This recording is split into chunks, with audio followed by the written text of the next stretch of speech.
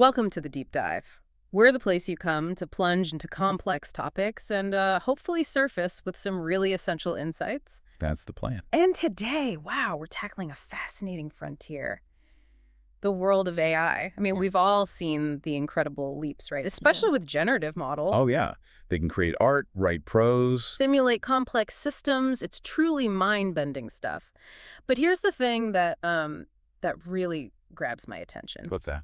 Despite all that computational power, current AI often struggles. It struggles with genuine interpretation, ethical awareness, and just adapting to the messy, ambiguous real world. Right. It's like they operate on statistical correlations. Yeah. Just patterns. Exactly. Not a deeper, human-like understanding. And that's precisely the critical challenge we need to face head on. Researchers have highlighted the lack of internal ethical awareness, that inability to handle ambiguity. It's a major vulnerability. Think about it. Our AI can follow rules perfectly, maybe. Sometimes, yeah. But it often misses the spirit of those rules, or the nuanced context of a situation. It doesn't get the why. So what does this all mean for us? Well, this deep dive isn't about some brand new super AI we've suddenly built. Not quite, no. It's more about a crucial expert role designed to bridge these very limitations. It's called the Sophimatic. I kind of picture it as this essential connector, weaving together philosophical insights, the rigorous precision of data science. And the practical know-how of engineering, yeah. Exactly. So our mission today is really to pull back the curtain on the Sophimatic. We want to explore how, through its unique blend of analysis, critique, and creative design, it aims to architect AI systems that aren't just technically brilliant, but also genuinely ethical, context-aware, and importantly, adaptable to the unpredictable complexities of the real world. Right. You're basically about to get a shortcut to understanding the absolute cutting edge of ethical AI design. And the framework for this deep dive, well, it comes from some really fascinating interpretations by Gerardo Iovane and Giovanni Iovane. And they're building on foundational research from some big names in AI, Vernon and Furlong, Carlin and Allen, Vermter and Leonard, Rowley and their team, Chen, Jia, and Rushby. Quite a lineup. Definitely. Okay, so let's unhack how the Sophimatic actually operates. Okay, so at its core, the Sophimatic isn't a piece of software itself, right? It's an expert role, a specialized intelligence, you could say. An intelligence applying philosophy, data science, engineering. Exactly. It applies these deep philosophical frameworks, advanced data science methods, robust engineering principles. And its job is twofold: to critically examine and, crucially, to significantly improve AI systems. A truly multidisciplinary approach, then. Absolutely. And the overarching goal, the big picture here. Well, the big picture goal is for the Sophimatic to determine if an AI system can actually generate meanings that are sensitive to context.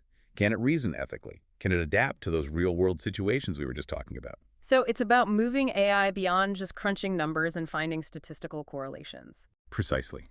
Moving it into something that genuinely resembles understanding. Okay, let's start with the Sophimatic's first major function then, the critic. This sounds important. It is. This is where it actively ensures AI has that built-in ethical and contextual awareness. And one key aspect here is something called ontological critique. Now that sounds complex. It does, but think of it like this. Can an AI system make meaningful decisions when the categories it's dealing with in the real world are constantly shifting? Like, is a chair always just a chair? Or can a beanbag or even, I don't know, a tree stump function as one in a different context? Exactly that. The challenge for AI is that human intentions, environmental features, unintended consequences, they're all dynamic. They change. You can't just pin them down as static symbols in advance. No way. The real world is just too fluid, too unpredictable for that kind of rigid pre-programming. So the Sophimatic steps in here. Yes. It actively detects situations where an AI system fails to account for that variety of relevant contexts. It finds where the AI is missing the bigger picture, revealing critical functional failures. and then, most importantly, suggesting concrete improvements. It's a proactive way to make sure AI isn't stuck in a rigid, predefined world. Okay, so that's what it understands. What about the how? Good question. Once the Sophimatic critiques what an AI understands, it turns to how that understanding is acquired and updated.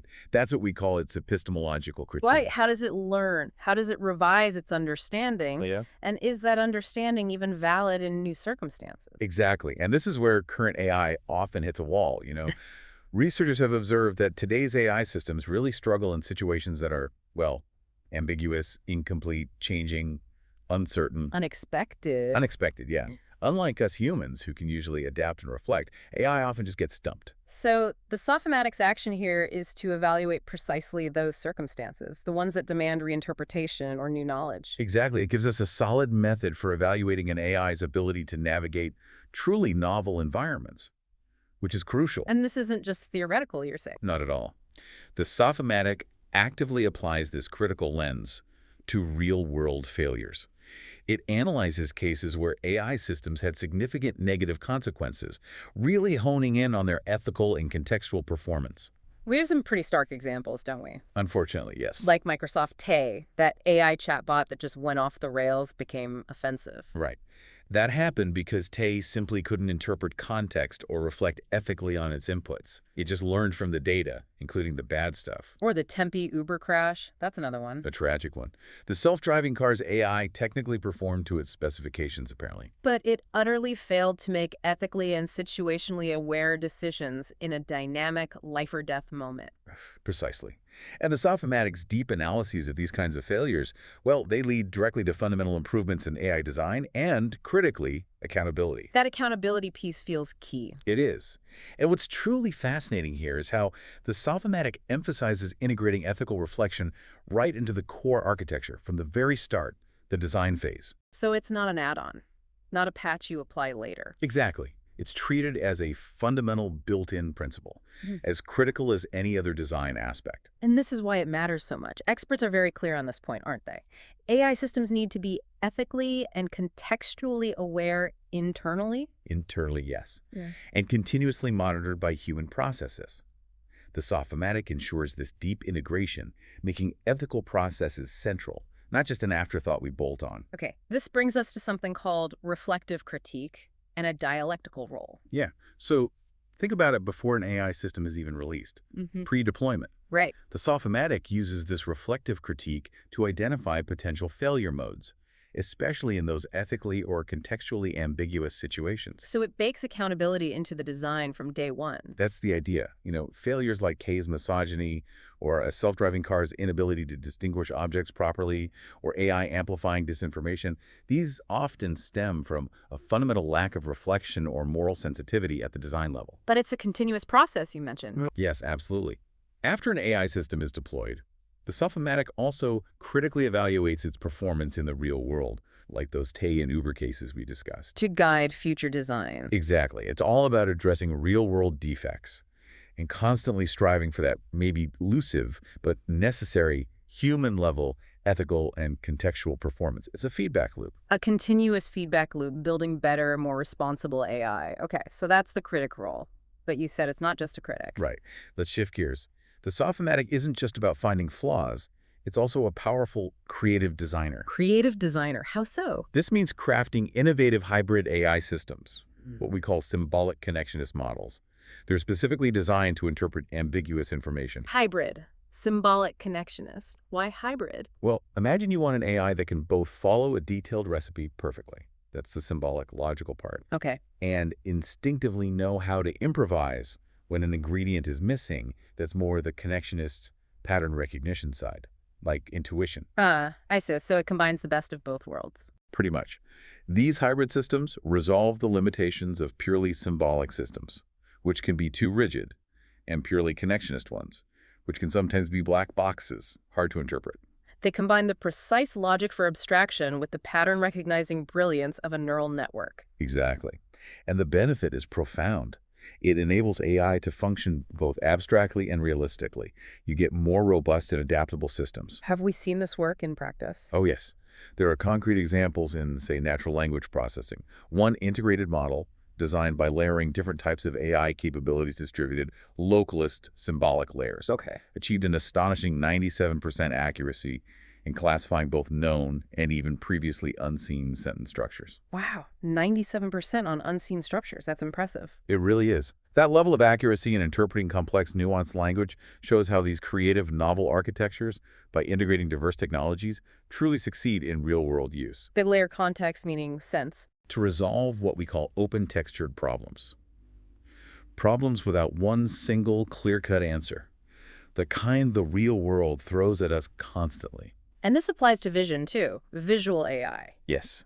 The Sophimatic's design of these hybrid architectures for visual AI systems actually outperforms approaches that rely exclusively on just neural nets or just symbolic logic alone. What's the key advantage there? Flexibility and interpretability. That's the big thing. Monolithic single-approach neural nets can be powerful, but they lack that flexibility. They can be hard to understand why they made a decision. So the Sophimatic designs these systems, too. To seamlessly transition. They can perceive specific object features up close, the details, but then they can also zoom out, recognize more abstract, higher-level patterns. Like teaching AI to zoom in and out with its understanding. Kind of, yeah. It's about implementing a form of creative thinking, allowing for different levels of abstraction. Fascinating. Okay, critic, designer, what's the third role? The third critical role is the analyst. The analyst, okay. This is all about getting AI to truly understand and align with human intentions, which is harder than it sounds. I bet. We barely understand our own intentions sometimes. True. So, the Sophimatic employs incredibly sophisticated models of intentionality and preference learning. The goal is to infer human goals in human-machine interactions. Moving beyond just simple reward maximization, like get the highest score. Way beyond that. It's like teaching AI to read between the lines, predict our goals, even with incomplete information. What kind of techniques does it use? Things like Bayesian networks. They help predict goals from partial observations. Inverse planning that allows AI to break down tasks and adapt when contexts change. And preference-based reinforcement learning. The outcome being AI that better approximates our human ability to understand what someone means to do. That's the aim.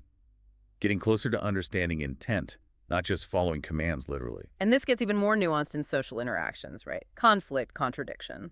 Oh, definitely. In social settings, the Sophimatic designs AI systems using these preference-based learning techniques. You can think of them like sophisticated negotiation tools and also imitation learning. Imitation learning. Learning by watching. Yes, learning appropriate behaviors just by watching examples. And these techniques help the AI resolve conflict and contradiction.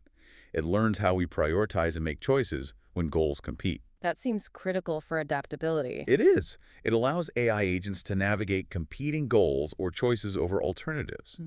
Makes them highly adaptable to diverse human users, diverse environments.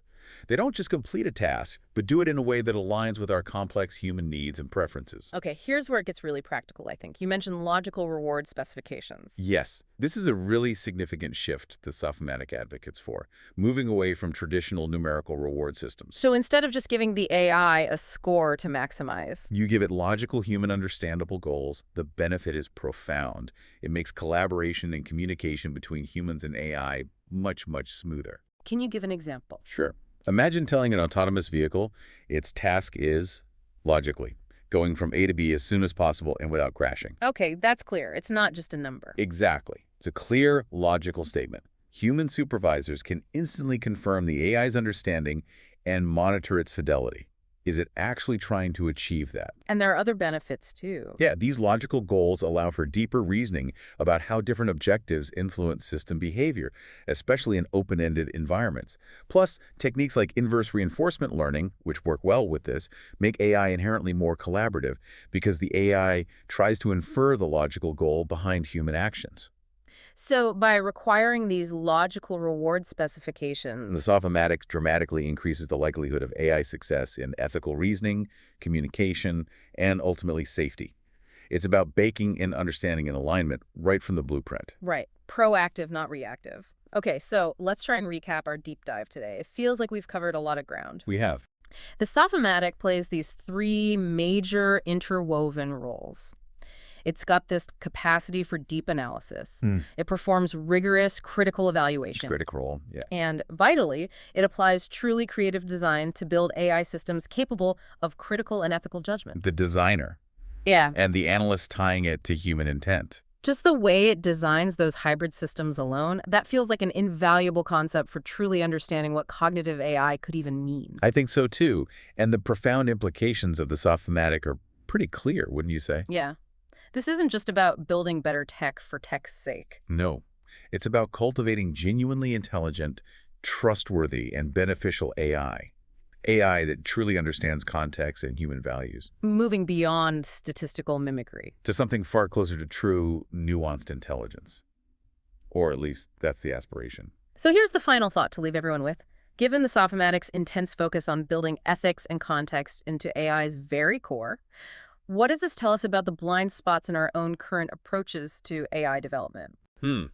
That's a heavy question. And how might embracing these multidisciplinary principles, philosophy, data science, engineering, all working together, how might that fundamentally change our perception of what true AI intelligence really means? Not just for the machines. Right, but for how we interact with them, and maybe, just maybe, how we understand ourselves in this evolving technological landscape. Definitely something to ponder as AI continues its rapid evolution.